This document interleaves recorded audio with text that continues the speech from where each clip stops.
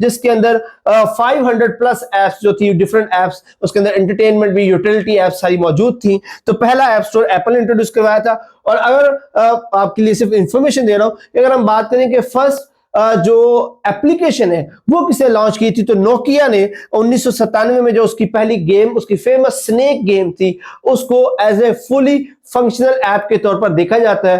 First time Nokia ने उसको introduce करवाया था 1997 में अपने फोन्स के अंदर। बट एक इससे भी पहले सिमंस, IBM सिमन ने एक जैसे एड्रेस बुक या कैलेंडर की तरह यूटिलिटी एप्स जो वो इंट्रोड्यूस करवाई थी, लेकिन ये fully functional commercially available apps नहीं थी। दैट इज व्हाई हम नोकिया को कंसीडर करते हैं पहली ऐप लॉन्च करने वाला, और जो ऐप स्टोर जो पहला लॉन्च हुआ था वो एप्पल ने किया था। ओके, नेक्स्ट हमारे पास क्वेश्चन है, डेल एक कंप्यूटर कंपनी है, वो सपोर्ट करती है विच टाइप ऑफ कंप्यूटर। तो ऑप्शन इसके थे personal computer, only cloud computing, servers, या all of these.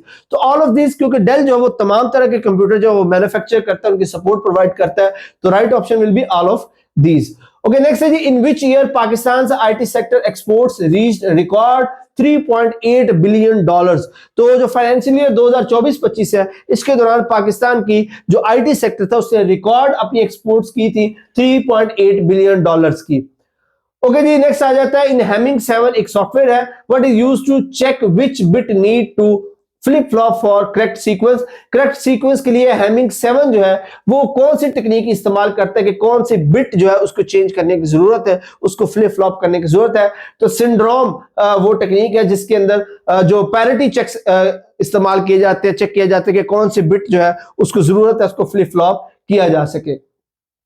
Okay, next आ जाता है, which memory management technique is used in .NET। .NET में कौन सी मेमोरी टेक्निक इस्तेमाल की गई, तो गार्बेज कलेक्टर जो है ये टेक्निक थी, जो बेसिकली ऑटोमेटिकली मेमोरी एलोकेट करती है डिफरेंट ऑब्जेक्ट्स को, और फिर जो ऑब्जेक्ट्स के नो लॉन्गर यूजफुल होते हैं उनकी मेमोरीज को डिलीट कर देती है, वो लोकेशन किसी और को अलॉट कर देती है। इसको हम गार्बेज कलेक्टर जो है वो टेक्निक कहते हैं, जो .NET फ्रेमवर्क इस्तेमाल करता है। उसके बाद आ जाता है, which data type in Python can not have duplicate value.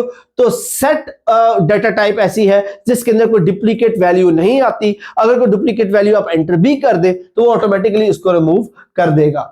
Okay जी, यहां तक हमारे पास कंप्यूटर के जितने क्वेश्चन हमारे पास आ सके थे वो मैंने यहाँ पर डिस्कस कर दिए। इसके बाद क्वेश्चंस जो बाकी माइनर सब्जेक्ट्स हैं उनके क्वेश्चन यहाँ पर मौजूद हैं, जिसमें पहला आ जाता है, what do pedagogy objective refer to. कि पेडागोजी ऑब्जेक्टिव जो है वो किसको रेफर करते हैं। ऑप्शन हमारे पास थे, learning outcomes, teacher convenience, examination system, institution rules. तो राइट ऑप्शन जो है वो